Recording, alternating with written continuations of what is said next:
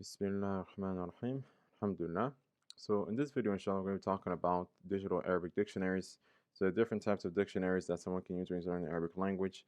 What are the ones that I personally recommend that someone uses? So the great thing with a digital dictionary is that it's very portable. You can use it on your phone, you can use it on your iPad, you can use it on your laptop. It doesn't matter where you are. You can always have easy access to a dictionary, which is very important for anybody who's trying to learn any language, that he has an easy access to a dictionary that he can always go to when he's struggling for words, when he's reading something and he needs to check up a word. So in terms of physical copies, in terms of a physical dictionary, then hands down the best one is the Handsware dictionary, which is a famous dictionary that you can search up on Google. It's very famous. It's a very old dictionary, but that's definitely the best physical copy of an Arabic dictionary for someone who's trying to learn the Arabic language and needs a dictionary. But in terms of a digital dictionary, which is what I recommend someone uses for a lot of different reasons, it's easier to use, it's faster, and it's more portable. These three here, from my personal experience, are the best ones I've been able to find, depending on what you're trying to do. So starting off with the furthest to the left, we have Al-Ma'ani, the English version. So this is a Arabic English dictionary, so it gives you the definitions of the words in English. So you search up a word like Baytun, then it's going to say Baytun means house, right? Or it means family, or the case may be. So it's not a full-on Arabic dictionary. So this dictionary is best for beginners. And Ma'ani, the English version, is the best dictionary for beginners. It's found on the App Store and everything like that. It's very straightforward, and inshallah, I'll be going over how to use it. The best overall, okay, the best overall dictionary, whether you're advanced or beginner, or the case may, well, if you're not a beginner, the best overall dictionary is Al-Mu'jam al-Shamil, which I'm also going to show. I know it's on the Android store, like the Play Store, but I'm not sure whether it's on the actual App Store, the Apple Store. But that's the best overall dictionary for the reasons that I'm going to be showing later on in this video. But it's not the best for beginners just because it gives you a definition only in Arabic. So it's a full-on Arabic dictionary for someone who's just starting to learn the Arabic language. It's too advanced for someone like that. So it's more used for intermediate level or advanced level Arabic learners. And then the best dictionary for advanced searches. Now, advanced searches, not advanced students, but the best dictionary if you want to do an advanced search, if you want to go into the details of a word or you want to understand the different forms of word, what the case may be. Al-Ma'ani, the Arabic, the full Arabic version, is the best dictionary for that, in my personal opinion, because it gives you a lot of information. But to be able to find what you're looking out of all the information that is given you, you need to have a lot of time and you need to be fairly proficient in the Arabic language. So it's definitely not the best dictionary for someone who's a beginner, and it's not the best dictionary for someone who just needs something that's just going to get him by. Because as you're going to see later on in this video, it gives us a bit too much information sometimes. So this is just a brief understanding of these two different types of dictionary. And now let me switch to my phone so we can actually go into details on how they function. All right, so now let's do a live test for all these three different types of dictionary.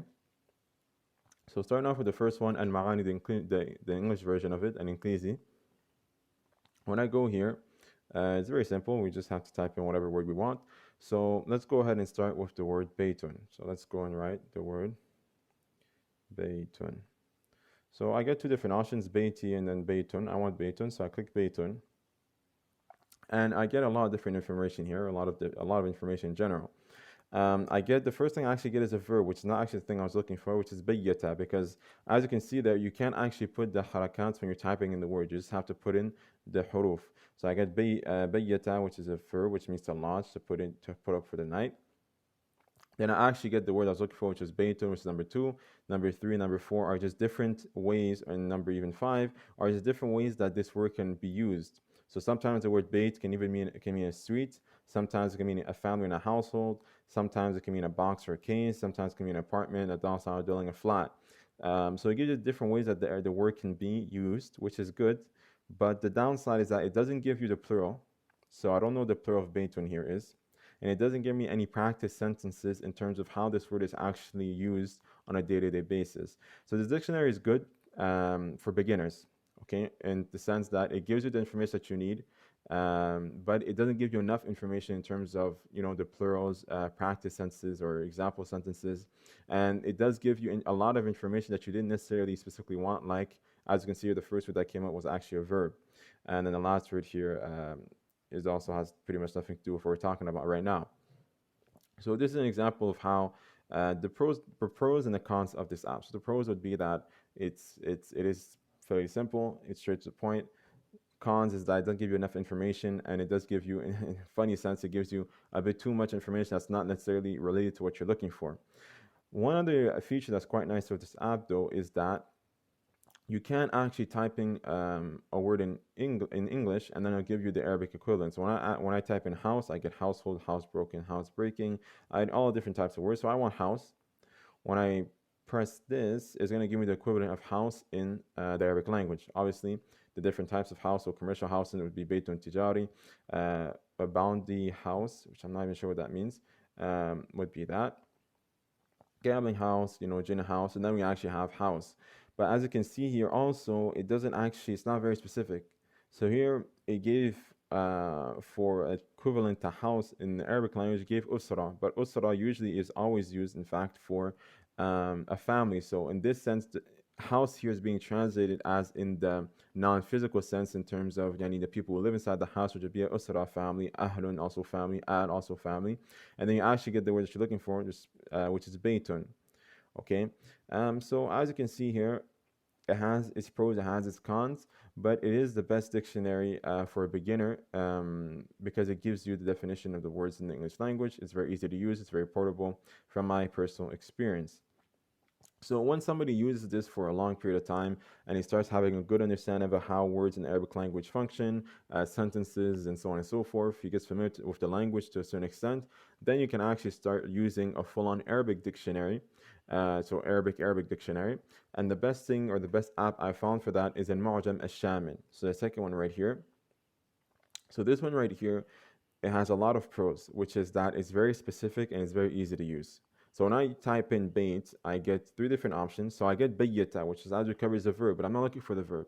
It also gives me beta and it gives me also beta. So I can be very specific in terms of what I'm looking for. So I click Baytun, and then it gives me a very clear result. It gives me the plural. So at the top here, I can see buyutun, abiyatun, jam'u buyutat. So it gives me the different plurals, and then it gives me practice sentences for the different ways that this word can be used, and it gives me different translations or different not translations but different definitions depending on the context in terms of what this word means. So this is the very good dictionary for someone who is able to fully use an Arabic dictionary. It's definitely the best one out there that I found because it's very specific. At the same time, it gives you what you need, and it's very easy to use. Now, sometimes you need to have more advanced searches, or you're not sure about exactly what the words you're looking for. You just have a general idea of its form. And the best dictionary for that, from my experience, is Al-Ma'ani, but the full-on Arabic version, so the Arabic version, which has its pros and its cons. Its pros means that its pros being, or its one pro really being that it gives you a lot of information if you actually need that. And the con being that it actually gives you a bit too much information if you're just looking for a quick definition, which the previous dictionary does very well. So when I type in Baytun, I get, let's just wait here. As you can see, I get a lot of different information. The first thing that comes up has nothing is not really related to the word Baytun. It's just a plural of it, but it's not actually the word that I was looking for in terms of giving me a definition and so on and so forth. So I have to scroll down all the way to the fourth till I finally get the definition that I want, taken from Mu'jam al-Wasit. So the good thing with this app here is that it gives you the definition of the word from different dictionaries. So al-Mu'jam al-Mufradat, it gives me a definition in terms of what we see here, which is point number 2. When I go to point number 4, I get the definition. I get the definition from al-Mu'jam al-Wasit, which is a famous dictionary. And then if I scroll down number 5, it gives me the definition of Bata from Mu'jam al-Ra'id. But again, as you can see here, Bata is not the actual word I was looking for. I was looking for the word Baytun. So again, I can't be that specific, and it still gives me a bit too much information from a lot of different dictionaries. But if I'm looking for a lot of information, or I want to get a full view of this word and the different things that it can be, or the different ways that different dictionaries explain the word, this is a great app.